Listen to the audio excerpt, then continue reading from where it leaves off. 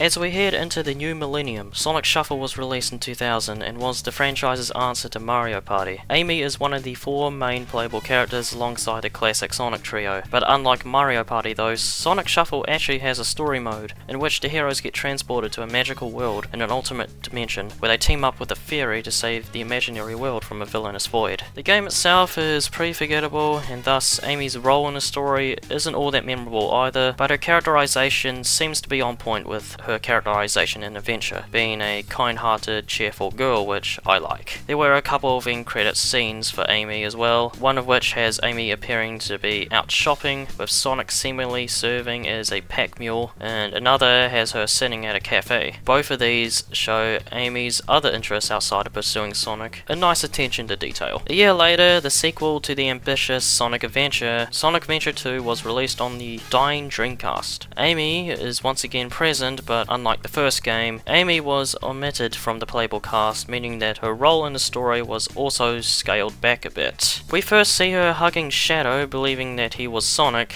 This marks the beginning of a series of short-lived yet running gags in the series where Amy mistakes someone for Sonic, which has gotten a lot of people to joke about her supposedly being colorblind. This act of everyone mistaking Shadow for Sonic is still a huge talking point in the fandom to this very day. And sure, mistaking what the average person can agree is someone who clearly doesn't look like Sonic at all in broad daylight with no shade to hide that fact is pretty sus. How she even managed to get on this remote island in the first place is still anybody's question. Still, I think her small interaction as well as Shadow's amusement is pretty cute, I must say. She breaks Sonic out of prison, but not before teasing him at his expense, jokingly asking him to marry her. A huge emphasis on jokingly, by the way, because judging from Amy's tone, body language, how unfazed she was at Sonic's response, and how she literally let him out immediately after, it would be pretty disingenuous to believe that she was actually planning to keep him there. For the rest of the game, she mainly tags along with the main trio, occasionally serving as a minor inconvenience where she is later captured and held hostage on the Space Colony Ark by Eggman, which Sonic then saves her. In the final story, Amy gets her heroic act together by convincing Shadow to help save the world from being destroyed, reminding him of Maria's true wish. For a lot of people, the English localization of the scene can come off as Amy basically saying that people are good, therefore you should save them. While I do love this scene so much, and I can understand the reactions people have with it, I personally think that the original Japanese version of the scene is much more impactful. What Amy actually meant was that even though that some people can be selfish and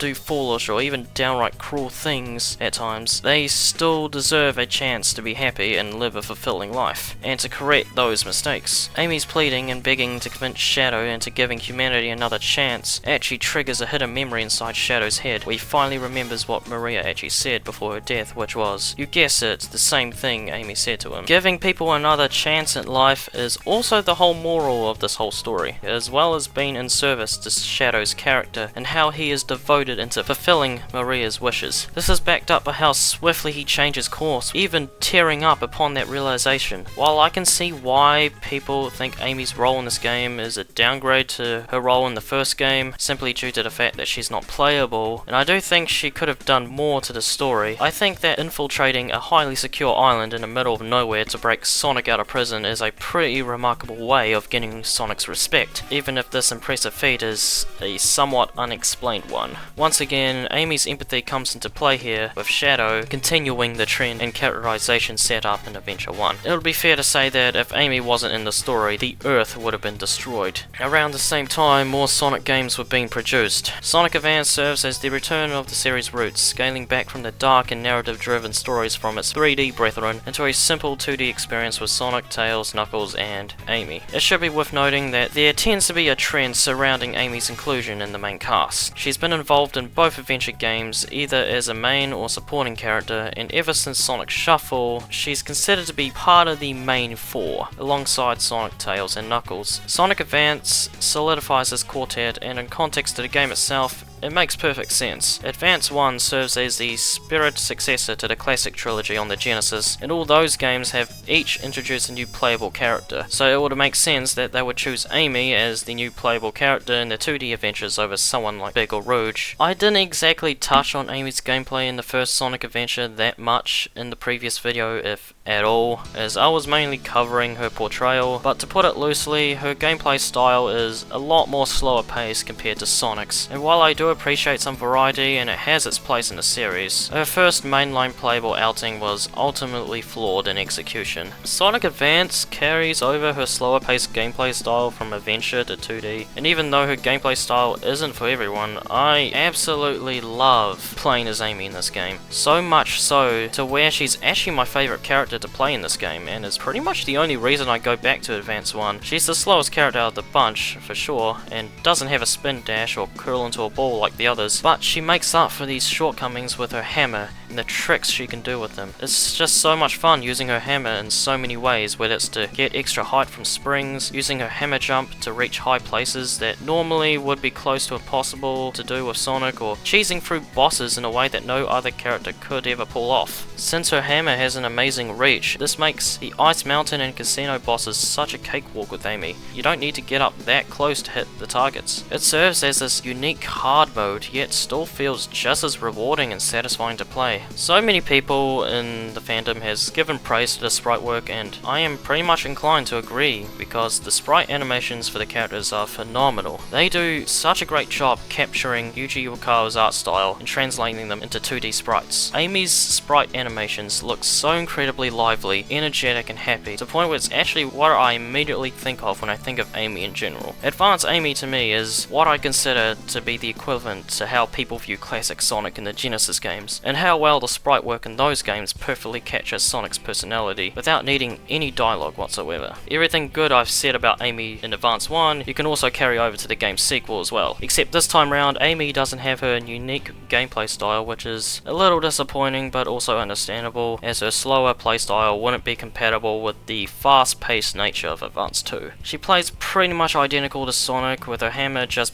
being a thing she can do, and her sprite work is just as amazing as ever. However, she is unfortunately locked under the Chaos Emeralds, which the player needs to get all 7 of them with all 4 characters, and getting to the special stages themselves is even harder than the actual special stages themselves. I've never gotten all the emeralds, and I don't plan to, but even then, unlocking Amy at the end is entirely worthless, since most people have already finished the game by then, and she doesn't add anything new to the game, whereas once again, she's pretty much a Sonic clone. If you're gonna make Amy a Sonic clone, at least don't have her locked under such ridiculous requirements, and have her playable from the get-go, or at the very least, have her be unlockable normally in the story like the other characters. Speaking of characters, Advance 2 introduced Cream into the cast, thus turning Amy's role in the cast from the main 4 to the main 5. At times, this quintet of heroes is divided, with Sonic, Tails and Knuckles as this classic Sonic trio, and Amy and Cream being a duo. This Amy and Cream duo would be a prominent relationship Amy would have in the 2000s, as seen with a number of games that would come after, and I really love their sisterly-like bond they have. They're both really cute and adorable together, and it's quite sad that Cream isn't featured in that many games nowadays, notably in Team Sonic Racing, where everyone, myself included, thought she would fit right in. I wonder why they were called Team Jubilee in Advance 3 though. I should talk a little bit about Yuji Yukawa, since I've mentioned him earlier. Since the series has jumped into 3D, Yuji has been the character designer and art director for the games and characters going forward. He's made a bunch of artwork for Amy and the other characters, and I know everyone has said it already, but I absolutely love his art style, and he's easily my favourite artist the series has gotten. The thick black outlines and shading makes Amy pop out with how energetic and dynamic the poses are, and it's no wonder why his artwork still gets references and inspiration to this day. He sadly no longer works for the games anymore, but he still makes some amazing art for the Sonic Channel website, which he still does to this day, adopting a different but equally cool and radical art style. Going back to the Amy and Cream duo, we would see more of this pairing in the games going forward, starting with Sonic Heroes. Amy finds a photo of Sonic, who, spoiler alert, is later revealed to be Metal Sonic in disguise, and teams up with Cream and Big to find their lost lovers. When they find Team Sonic, Amy challenges Sonic to a fight, stating that there is no way out of marrying her. And this is such a radical U-turn from the last few games where she only joked about it one time. And this cutscene has been smeared by fans to the point where they consider this to be the point where Amy's flanderization in the series really began. And honestly, could I really blame them? Sonic Heroes gets a little bit of a bad rep in the series. It's the first game to be released on multiple consoles, notably the less powerful but widely successful PlayStation 2. Because the game needed to be coded onto 3 different platforms, the game was ultimately rushed out the door and unpolished down to the gameplay, but also with story beats present in Adventure 1 and 2 being thrown out the window in Heroes, despite this game being a direct sequel to Adventure 2. Not only has it simplified its gameplay, but also simplified the characters too. It was a huge turning point in the series going forward, and thus most people seen this game in particular to be the beginning point of the, I quote, dark age of Sonic, and the series' decline in quality. Even the game itself would not go on to reach the critical acclaim of the first 2 adventure games had. What was once just a single tease in the previous game is now a fully blown boss battle in the next. Unlike the adventure games, Heroes' story takes a backseat, and the limitations the story has compared to the actual gameplay really shows, as seen with the team battles, as to me it really felt like the writers struggled to find tangible reasons for the teams to fight each other. However, I would argue that Amy's portrayal in Heroes outside the team battles is actually fine. Even though her motivation in the game was to find Sonic, her other motivation was also to help Cream and Big find their lost ones as well. This is evident in the opening cutscene where Amy cheers them up and leads them from here on out. Even the photo has Sonic wrongly framed for stealing Chocola and Froggy. The team battle has Amy express concern and ask if Sonic did steal them, well, which we know that he didn't. This attention to detail is pretty easy to miss, since the boss battles are really piss easy and can be easily cheesed, meaning that the player wouldn't be on there long enough to hear this dialogue, so I wouldn't blame anyone for not knowing about it, but still, it shows that Amy's motivations aren't all that malicious, at least not on purpose. I've heard some people argue that Amy was simply taking advantage of Cream and Big, since she ditches them immediately at the end of their story, which I can sort of see why, as Big and Cream wouldn't even be aware of being taken advantage of, thus not really proving or disproving anything. But given how they both wave Amy away as she runs off, I'm going to be extremely cautious by saying that I don't think that was the writer's intention. Still, Amy continues to maintain her headstrong attitude towards her team, and they end up succeeding in the end. Honestly, Amy's Heroes portrayal is the polar opposite to her portrayal in Adventure 2, where in that game she was caring for sure, but was ultimately passive for most of the story and was a little bit of an inconvenience for the heroes. Heroes Amy flips the script, being more assertive and takes charge in leading her own team. I honestly think her Heroes portrayal is a great continuation from her arc set in SA1, and I think her leadership role works pretty well here. It just shows that you can take a spunky, happy-go-lucky girl to craft in a way that's in service of her character instead of just putting her in a room where she just stands there and says a line or two that can be perceived as nice, I guess, but I'm getting a little bit ahead of myself. Well, I do think there are a number of things that could have been done better with Amy's Heroes portrayal, notably the team battles. I honestly really love Amy in this game, and I think this was a good step in her character going forward. Oh, and she also has a new theme song in this game for Team Rose, which is Follow Me by Kane Hanley, and I don't think I'm alone in thinking that this is a much better Amy theme song than My Sweet Passion. The song sounds way more pleasing to the ears and represents Amy's love of Sonic more innocently than wanting to shave her pussy or whatever. The guitar riffs and the overall teen girl attitude just screams 2000s. And I love it. Unfortunately, I cannot say the same with Amy's portrayal in Sonic Battle. You take everything about her portrayal in Heroes and just dial it up to 12 in this game. She spends most of the game obsessed with Sonic to the point where she starts raising Emerald to be her son, because apparently, according to what Tails said, she thinks that Sonic is preparing for their marriage. She's also just really aggressive and lashes out at her friends whenever they dare to criticize her. She does boxercise as part of a weight loss program, which was a pretty cool thing to add with Amy, but in this game, it's played out more like a mental health issue, so much so to where Amy starts hallucinating at one point due to overexhausting herself. In Rouge's story, you have to fight Amy quite a number of times, and at one point she starts summoning Sonic from her hallucination, and then you have to fight Amy again 10 times. and this time they're just heavily buffed, and that's just one of the main problems with Sonic Battle. The game is repetitive, monotonous, and just downright frustrating, which did not help Amy's image at the slightest. Needless to say, Amy's portrayal in Sonic Battle was quite out there. It's just a huge far cry compared to her role in the adventure games. Around the same time, the Sonic X anime also aired, which I've already made a video series on it, so I won't go too much into detail over it. But basically, Amy's portrayal in Sonic X is a mix between her adventure characterization, but it also has introduced a lot of aggressive tendencies as well. The anime is one of the first instances in the series where it focuses a lot more on Amy's relationship with Sonic, which is something that the series has not quite done before at this point in the series. Her aggression in the anime may be the source of her portrayals in Heroes and Sonic Battle, or vice versa. Amy is playable once again in Advance 3,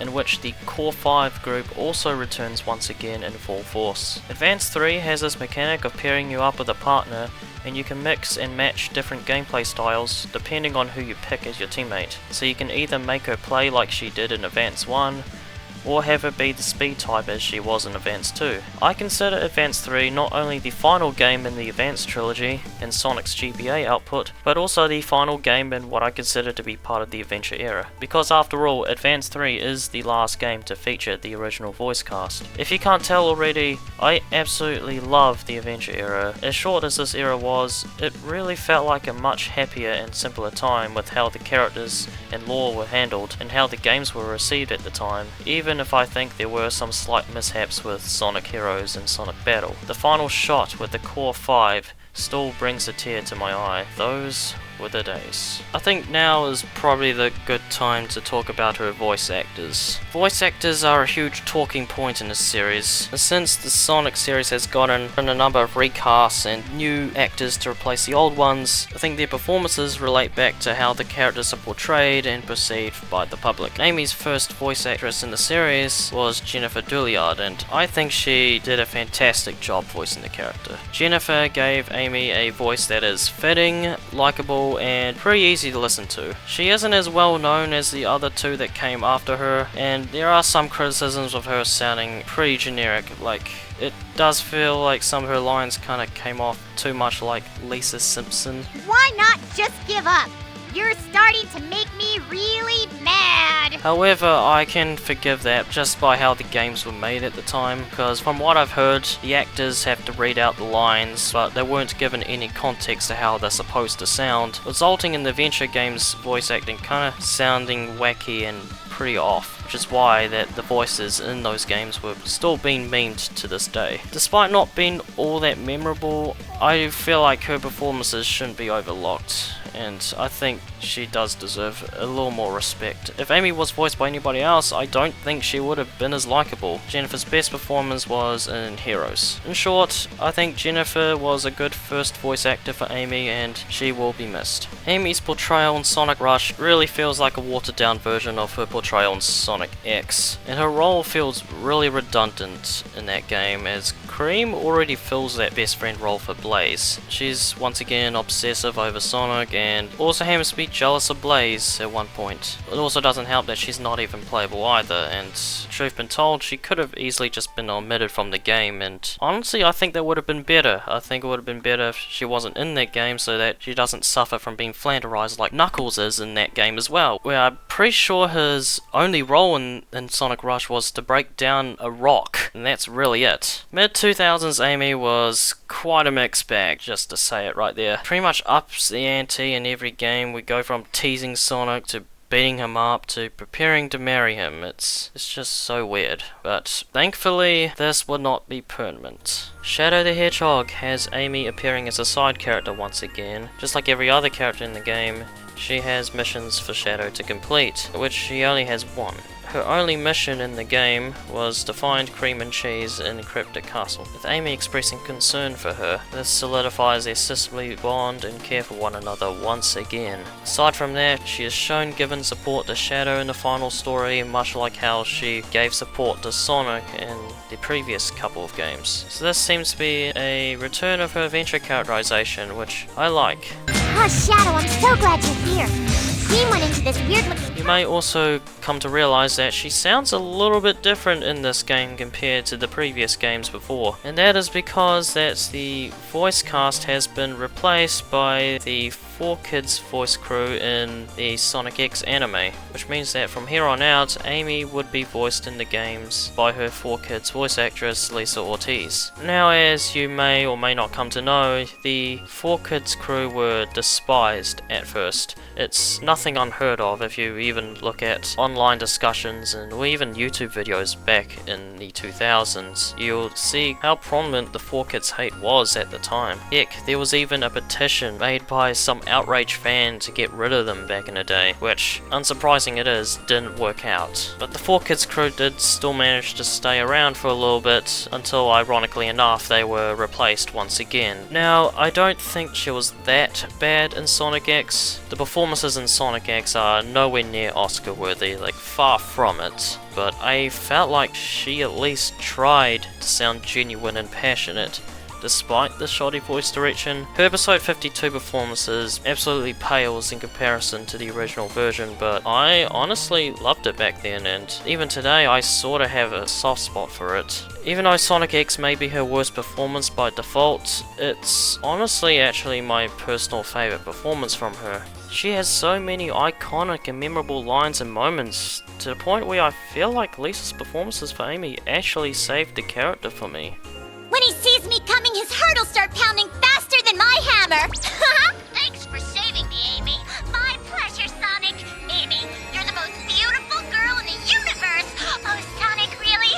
Now I see what a fool I've been for waiting so long, Amy. Will you marry me? Oh, Sonic, of course I will. Excuse me? Is that you, Sonic? No, it's me, Chris! We have to rescue Sonic right away, Amy! What do you mean, we?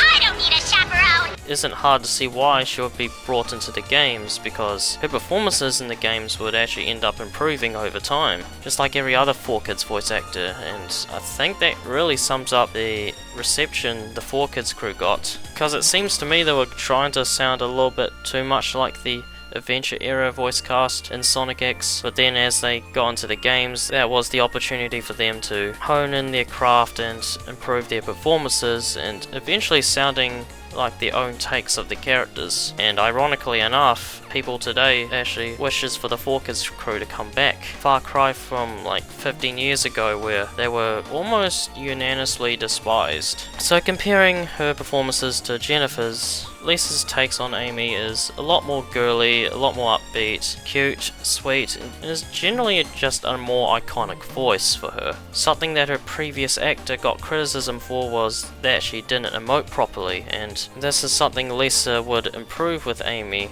If you hear her being angry, you can really hear the rage in her voice, much like when she's acting all lovey-dovey and cute and sweet and etc. Out of all the 4Kids voice actors, I do think Lisa is one of the more consistent ones, because I think she is consistently great regardless of the script. I don't think she's ever had a performance I would consider to be bad, unlike a lot of other actors during the 4Kids era, say Victor's or even Jason himself as he was starting out. And sadly, she has not voiced the character in over 15 years, and that still makes me a bit sad. I know people love the voice actress she has now, but I honestly just miss it when characters sounded happy and upbeat and wasn't afraid to show a bit of edge. It just may be due to how people just can't handle natural emotions anymore, well, which is, that's something I'm willing to argue with. Or some people would argue that voice actors can deteriorate over time due to age, which is a true factor in itself, but if anything, I saw this more as an opportunity to further enhance her performances. When it comes to remembering who are the best voice actors in the series, especially from the 4Kids era, I feel like people will most likely always point towards Jason Griffith or Mike Pollock or even Dan Green as Knuckles, and compared to them I always felt like Lisa's performances, and even as a voice actress herself, is pretty underrated in comparison. Lisa embodies the spirit of Amy Rose to me. She's pretty much the first voice I think of when I think of Amy Rose. When I see a picture of Amy, I usually just picture Lisa's voice in my mind. It is great that she still remembers her time in the series fondly. She still considers Amy to be one of her favourite characters characters to have done voice work for, and she was even featured in Sonic & Tails R, which is a fan project made by Amy Jones. But other than that, I just kinda wish that she was still active in the franchise, which she hasn't been for quite a long time now. To this day, I still imagine a world where Lisa still continued voicing the character and ultimately became the definitive voice for her, kinda like how Mike Pollock is to Eggman, if you know what I mean. Amy's voice actress? What? You're Amy's voice actress? Who? Amy's voice actress? Yes, Oh, that's awesome. Can you do her voice right now? just a little bit for Sonic. That's it. What was once a voice I fell in love with and grew accustomed to has long since been replaced by another that was overall just bland, but I'll elaborate more on her next voice actress when I get there. Even though it may be corny to be so emotionally invested in a voice of a cartoon pink hedgehog in a video game series, she'll always be Amy Rose to me. I don't know if that's considered a hot take these days, but considering all the online discussions surrounding her, I know for a fact that I'm definitely not alone in that. Even though it's very unlikely that I will ever meet her, if I ever have the chance to meet Lisa, I still wouldn't hesitate to take on that opportunity. And if she's ever watching this video, I just want to say that even though the 4Kids crew were tremendously hated on back in the day, you have always been a great Amy in my eyes. And I just want to say thank you for bringing this character to life and creating a huge part of my childhood. In Sonic 06, Amy meets up with Silver in the same way that she met up with Shadow in SA2. Unbeknownst to her, Silver is actually looking for Sonic because he was tricked into believing that he was the Iblis Trigger. Regardless, Amy helps him find Sonic. But that was when Silver starts attacking Sonic, which Amy quickly defends him, allowing Sonic to escape. She leaves Silver, but not before saying this very statement. If I had to choose between the world and Sonic, I would choose Sonic.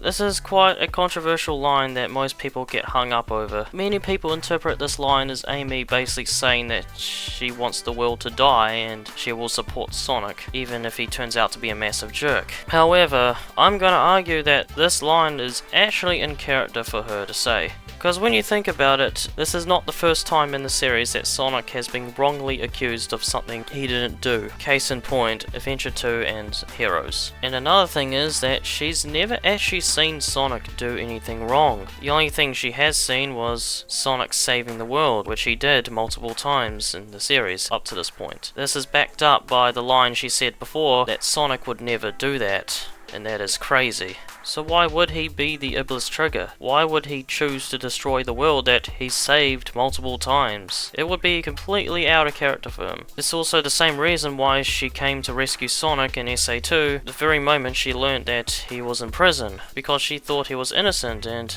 believe it or not, she was right. Since Amy has seen Sonic save the world multiple times, you can kind of realize that she seems to have a sense of what other people would be like and how they would act. You can kind of come to the conclusion that Amy's immediate assumption was that Sonic was innocent in Sonic 06, and believe it or not, she was right. Again. Every time I see people criticize this line, I just have to remind myself that it's less on, oh, I want to be with Sonic so the world can just fuck off, and more on, well, if the world decides to turn on Sonic, I won't, because I know that he's a good person and I can trust him. In fact, this theme of choosing to side with your loved ones over a world that is pretty much demanding the killing of an innocent is actually quite prominent in this story, as we see with Silver and Blaze and Omega Rouge and Shadow. If Amy sees Sonic mess up big time, she would be the first person to confront him, or in scene with Riders, whack him with a hammer. Even games afterwards would prove my point on Amy sticking up to Sonic when he's innocent and assuring everyone that Sonic will save the day, because of course she would know that. It's just funny to me that this fanbase doesn't understand this very thing called subtext, yet still demands better writing in the games, as if they would even understand it anyway. Look, Sonic 06 has a lot of problems, like everyone knows that. It has a lot of writing issues, plot holes, and gameplay elements that just were terrible. But I can say with sheer confidence that Amy's portrayal in this game is not one of these problems. And of course Amy would save Sonic from Silver, a guy that she barely met over 15 minutes ago. It's less on bad writing per se, and is instead more on Sonic fans not using their fucking common sense. So afterwards, Amy spends most of the game by herself, but she does save Elise, which afterwards they have an awkward yet rather cute interaction about Sonic. Not even mentioning his name, but clearly obvious that they're talking about the same person. So overall, Amy's 06 portrayal continues off her adventure characterization very nicely. Her 06 portrayal honestly represents her entire character arc and development up to this point. She went from a damsel in distress to now saving Sonic herself, twice to be exact. Her empathy and caring traits are shown on full display here with Silver and Elise, and in the final story, she helps alongside the heroes to resurrect Sonic, trusting Elise and pushing her feelings for Sonic aside. This would also be the last mainline game in the series where she's playable, because afterwards she would not be playable in a mainline Sonic game for a very long time. She only has a small cameo appearance in the first Sonic Rivals game, where she is saved by Sonic and then has this fairy tale like dream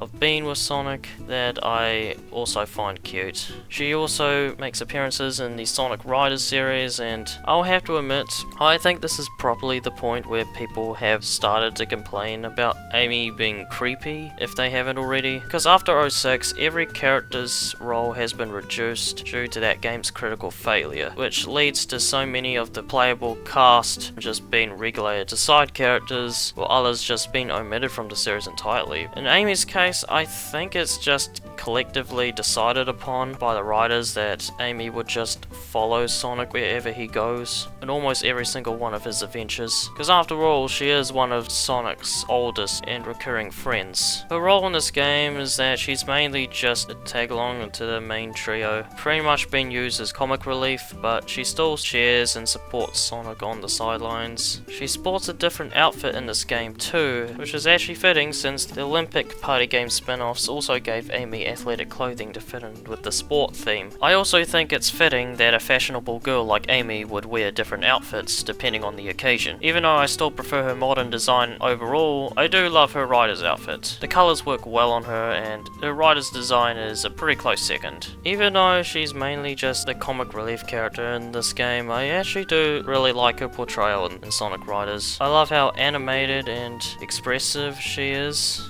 And I think even though it does seem to take a lot of cues from her Sonic X portrayal, she does have that cute scene with Tails where she stands up to him after he gets bullied by Wave, which just goes to show that you can make a Sonic X inspired portrayal without needing to remove the good elements of her adventure characterization. She plays a near identical role in the game's sequel, Zero Gravity. She has a cute moment with Sonic where she surprises him with a hug, and there is also a scene where Sonic shields her from danger. Once again, she tags along with the team briefly, but she does end up getting separated at one point, where she's then chased by Storm, the Albatross. That's when she throws the Ark of the Cosmos at him, and then starts bossing him around, acting as like his new boss, which is a nice switcheroo. Thanks to you, I got separated from Sonic, you big jerk! Ha! So you're going to find the way out. Am I clear? Crystal clear, ma'am, sir. Amy shows up in Sonic Unleashed, where she mistakes Sonic once again.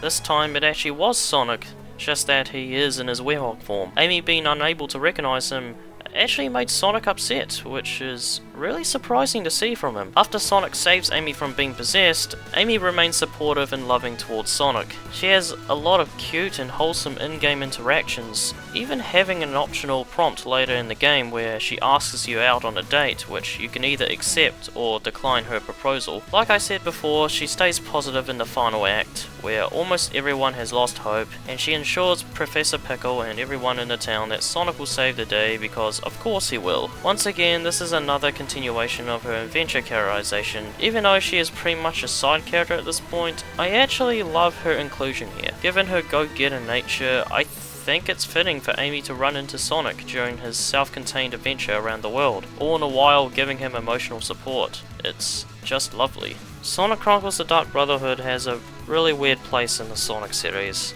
It's nowadays deemed non-canon, and it's pretty much so far the only RPG game in the series. Amy's portrayal in this RPG spin-off feels awfully a lot like a Sonic X portrayal, to the point where I can actually imagine this being the unofficial Season 4 of Sonic X. The art direction and even the entire cast feels more like their Sonic X counterparts. Despite that though, she does remain helpful to the team. Amy does have this optional fake boyfriend side plot, and this is where things get weirder because since this is an RPG, you can control how Sonic acts and behaves towards his friends. So you can either make Sonic nice or you can make him pretty much a dick. Amy makes her final 2000s game appearance in what is also the final storybook game, Sonic and the Black Knight, but instead of her usual self, she goes under her alternate universe Lady of the Lake counterpart, Nemu. This is one of the last games to have Lisa Ortiz voice Amy, and I actually find it nice and pleasing to hear her softer tone this time round, in contrast to the brash demeanour present in the games prior. Once again, it goes to show Lisa's amazing range of emotions. She remains soft-spoken towards Sonic, with Sonic warming up to her, continuing the trend from Unleashed of Sonic and Amy getting closer and closer to each other. The game ends with Sonic retelling the whole story to the real Amy,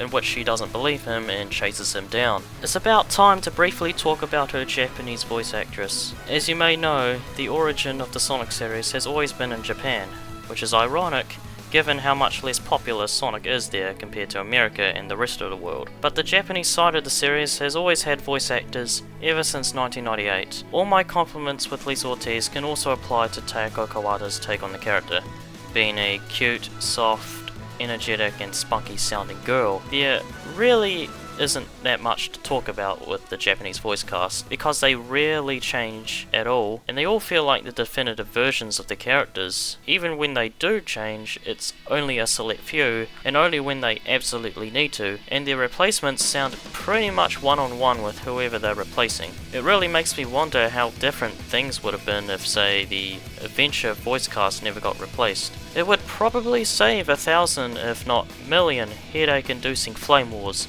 between our precious voices for our favourite woodly creatures. The writing also complements Amy's Japanese characterization, which is important to say, as the series in the 2010s would lose a lot of Japanese influence over time once the US of A started to take control of the ship. And boy, did they surely steer that ship, presumably into the rocks. Technically, Sonic and Sega All-Stars Racing came out in 2010, but I think it's still worth talking about as it's, after all, the final game to feature the 4Kids voice cast. Unsurprisingly, this is a kart racing game, so there is no story to it, but I love how Amy's bio has ice cream as one of her likes, which doesn't get talked about much in the series, and I wish it does. But then again, I should be careful what I wish for, because nowadays her niche tarot card hobby has been shoehorned and shoved down my face, so much so to where it's basically her entire personality, but that is certainly a rant for another day. Sonic and Sega All-Stars Racing is what I consider to be a diamond in the rough, a bright spot in that era of darkness where the series was still a huge punching bag. Unlike a lot of games in the Dark Age era, this is a genuinely good game, and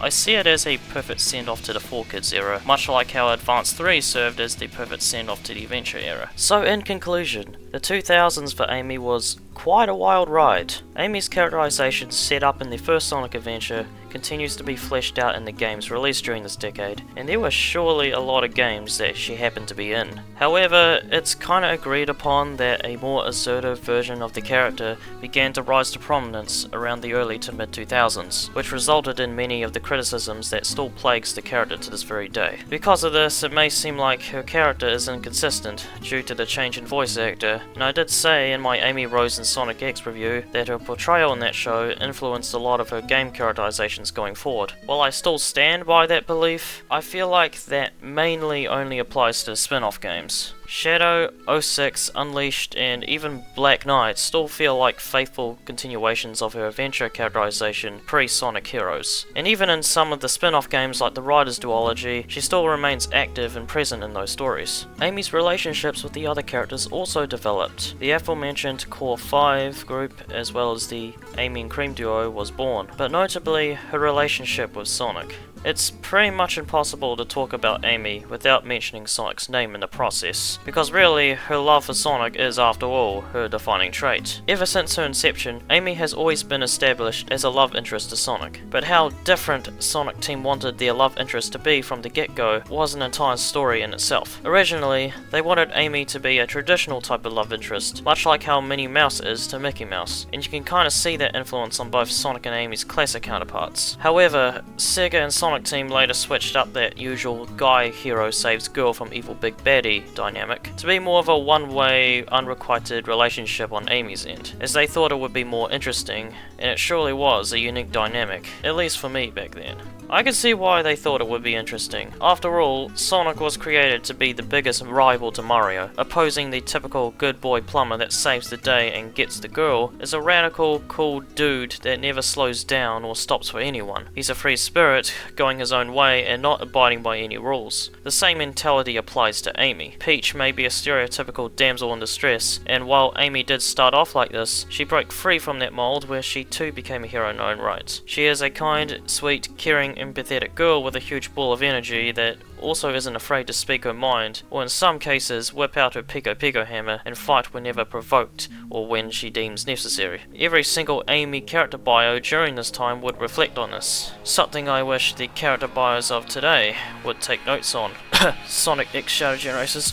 Sonic's free-spirited nature, as well as Amy's unrequited affections for Sonic, has sparked some discourse in the fandom where people have tried to argue as to why Amy isn't and wouldn't be a good fit for Sonic, and how the possibility of Amy ever being with Sonic would tie Sonic down, thus ruining his character in the process. However, I'm gonna argue that the very opposite of that is true.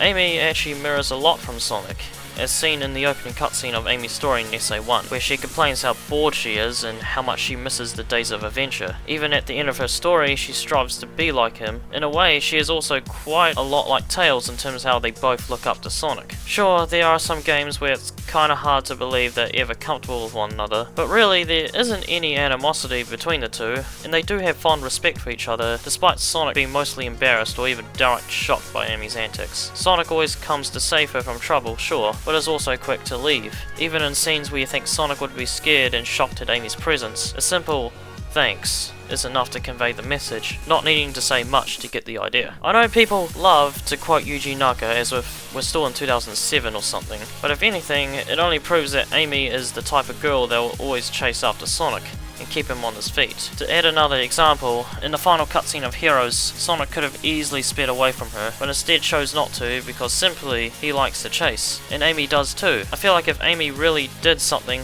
that Sonic truly felt uncomfortable with, he would have said something by now. The most closest Amy ever gets with Sonic was in Unleashed and Black Knight, where Sonic actually showed to be a bit more comfortable around her, which has gotten a lot of people in the fandom to sort of headcanon Sonic to be this shy dweeb, even if this whole headcanoning thing has caused a huge toxic rift in the fandom ever since. Lastly, I think it's just implied by the creators that Amy is Sonic's love interest, just not in the traditional sense. Even in the games, spin-off or not, would just flat out say that Amy is Sonic's love interest, self-appointed, acclaimed, whatever. I think if you were to show someone with no context or knowledge of the Sonic series a picture of Amy and ask them who she is, there is a high chance they would say, oh, it's Sonic's girlfriend. And believe it or not, that was my reaction too when I first got into the series. To sum up this lengthy section, regardless of whether it's deemed canon or not, I still love their relationship, and I just find them so adorable and cute together. Or at least it was cute until a bunch of terminally online Zoomers collectively decided that it no longer wasn't,